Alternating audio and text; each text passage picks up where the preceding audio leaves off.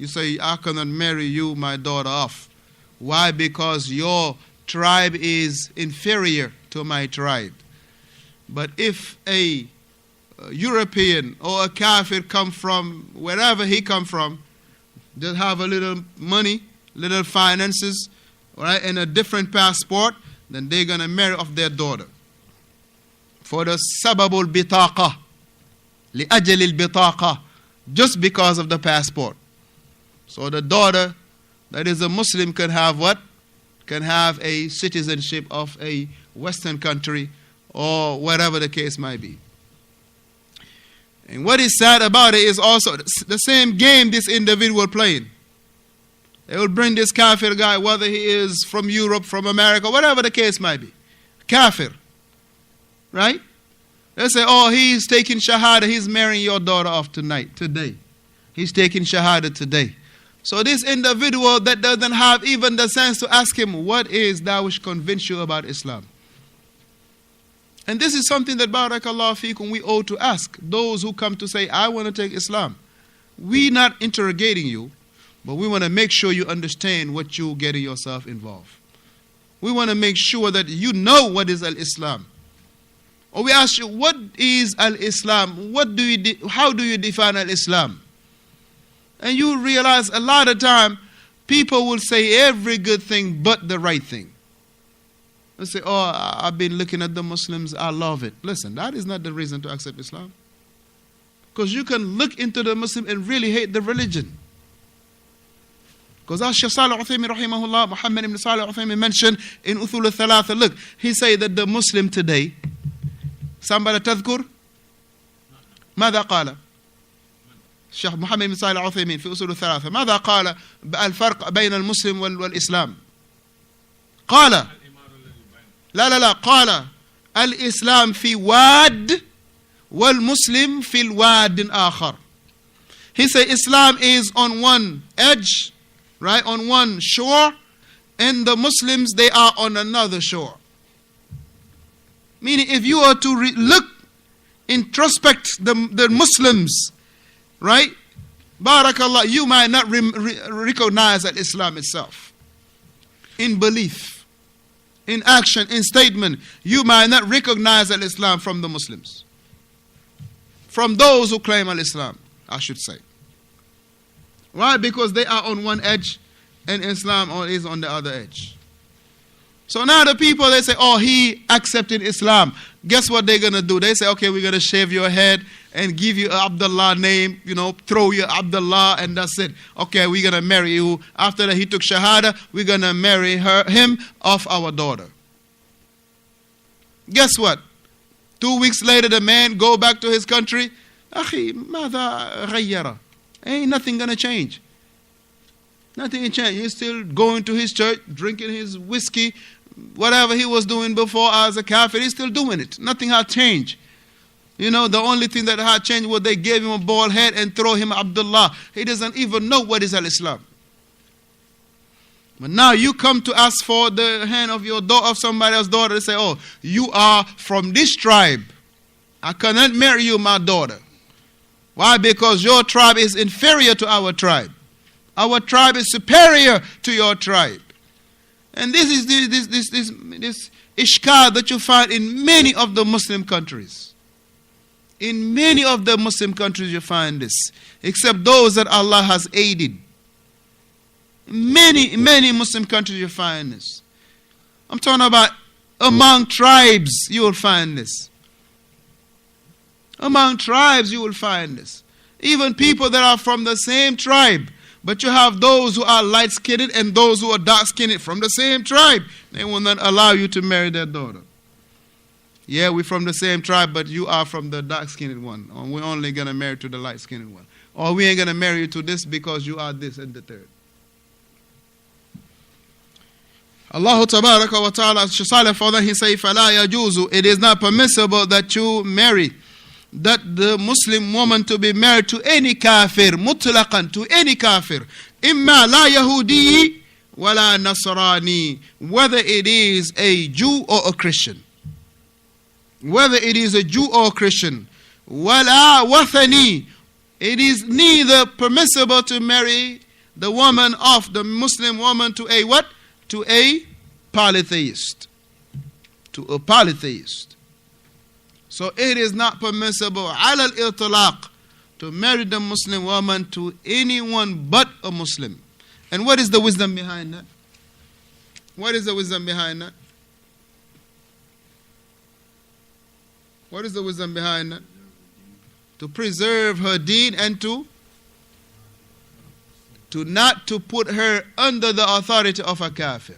To preserve her deen and not to place her under the authority of a kafir.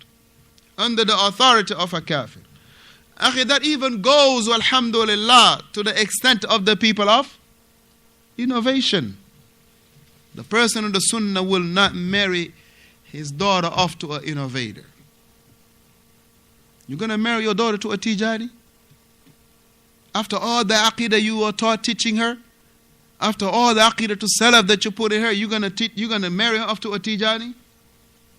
Akhi, let her be single all her life and preserve her sound aqidah rather than marrying the Tijani that can tomorrow corrupt her aqidah.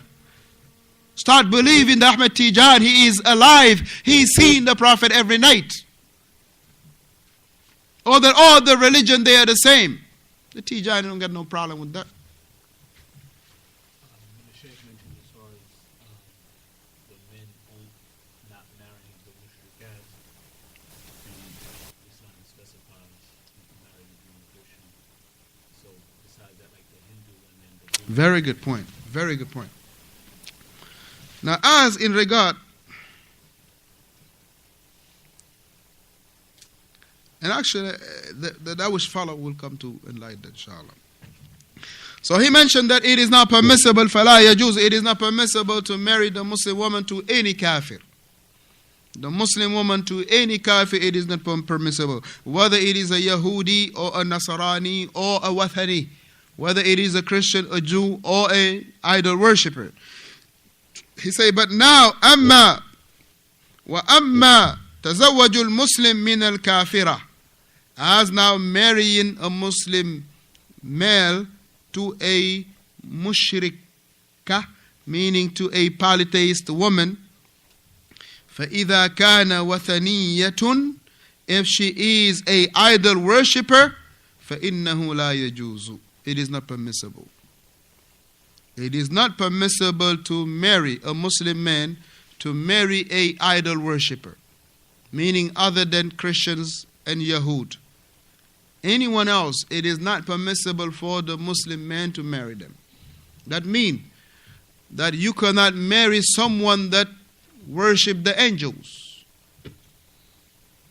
You cannot marry someone that worship the rats or that worship the donkey or that worship, wal-iyadhu billah, the cows like the Hindu.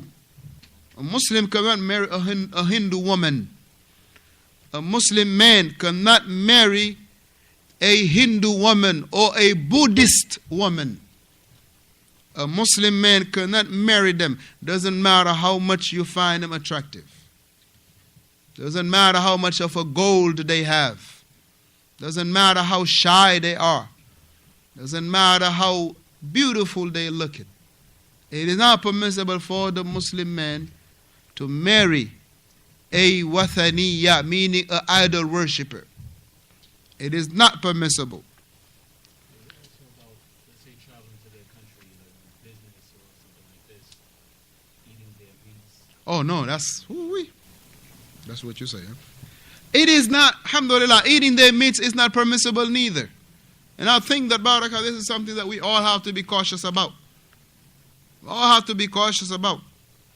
Right? That their meat, just like their woman, is not lawful for us. Their meat, just like their woman, is not lawful for us. Right? Alhamdulillah, if one is going to be traveling in their lands for business and the likes of that, and we say the same thing as going to the lands of the disbelievers, ala al-itlaq. You must have knowledge of their disbelief, of their ways, so you will be upon clarity. So you will not be, barakallahu fikum, you will not be astray based on them. Because we said, Two things destroy two things. Two things destroy two things. Two things nullify two things. Right? No. Abdurrahman.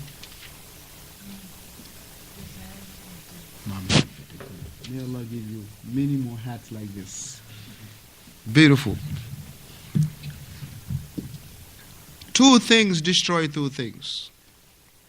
Ash-shubuhat wash-shahawat.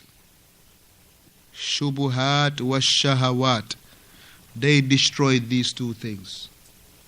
They destroy al-ilmu wal-amal.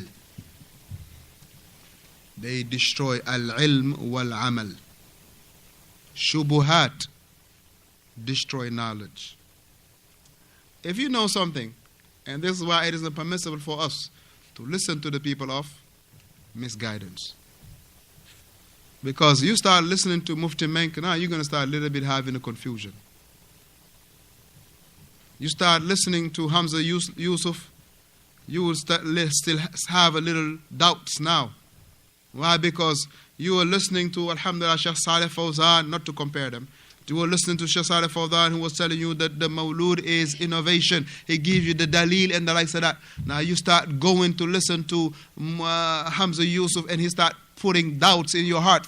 Now you start being confused. Now your knowledge is destroyed now. Because we say, al-yaqeen, yunafi, al-shubuhat, yunafi al-yaqeen. Having doubts will take away knowledge. Having doubts will destroy knowledge. Likewise, shubuhat desires, shahawat desires will destroy the actions.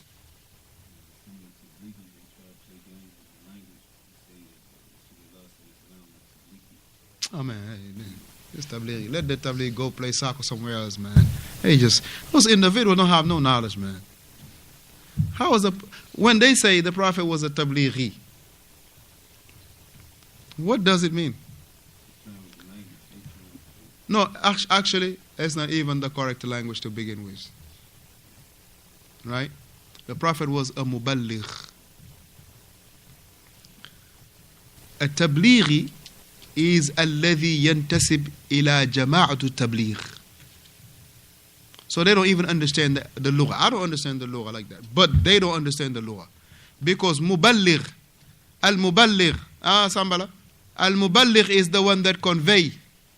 Amma at-tablighi, see the ghi, the ya at the end is what you call ya'un nisbi. That's what you call the ya'un nisbi. Right? Meaning you ascribe yourself to. Let's say when you say, is there a difference between America and American? Is there any difference between America and American? Very good. Big difference. You American, but you're not America. Right? Al-muballigh is the one that convey. Tablighi, the ya at the end, is that what you call the ya'un nisbi, right? The ya to show where you ascribe yourself to. So when you say American, that means you are ascribing yourself to what? The citizenship of America. And when you say America, that is the land that you are pointing out. Let's say when you say he is a Sufi, same ya. The ya of belonging to the Jama'atu Sufiyya or at-tasawwuf. Or you say Fulan Athari. Or you say Fulan Salafi. That ya at the end of it is what you call ya'un nisbah. Right? The ya of ascribing yourself to that matter or to that particular way or to that particular methodology. When you say I'm Salafi, and subhanallah, our brother, he posted the other day on the group a statement of Shaykh Muhammad Aman Jami, beautiful. And I want